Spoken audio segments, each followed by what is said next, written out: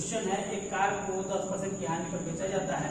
यदि बी इसे 5,40,000 पर बेचता है और वह 20% का लाभ कमाता है, तो ए के लिए कार के क्रय मूल्य का 10% निकालिए। बी बेचता है 5,40,000 में और 20% का लाभ कमाता है, तो बी खरीदा कितना में था, हम निकालेंगे सीपी ऑफ बी।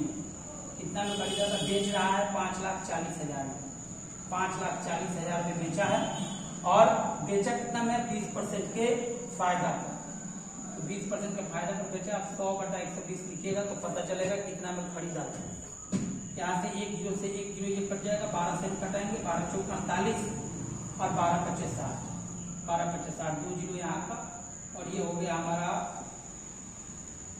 4,50,000 में खरीदा था। अब ये 10% की हानि पर बेचा था, तो ए कितना में खरीदा होगा। हम यदि सीपी ऑफ ए निकालें, सीपी ऑफ ए बेचा तो इतना में, बी इतना में खरीदा है, लेकिन ए बेचा है 10% की हानि पर।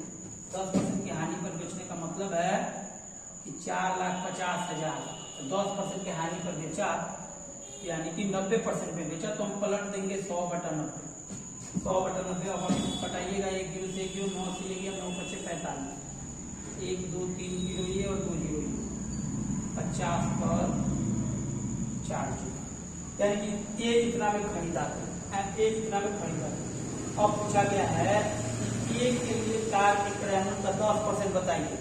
तो किसी का भी 10% यदि निकालना हो तो 10% निकालने के लिए वो जीरो कम कर देते हैं। ये जीरो कम करने का मतलब भाई 17,000, 10,000, 50,000 आंसर होगा। 50,000 ऑप्शन नंबर डी बिल्कुल सही आंसर है।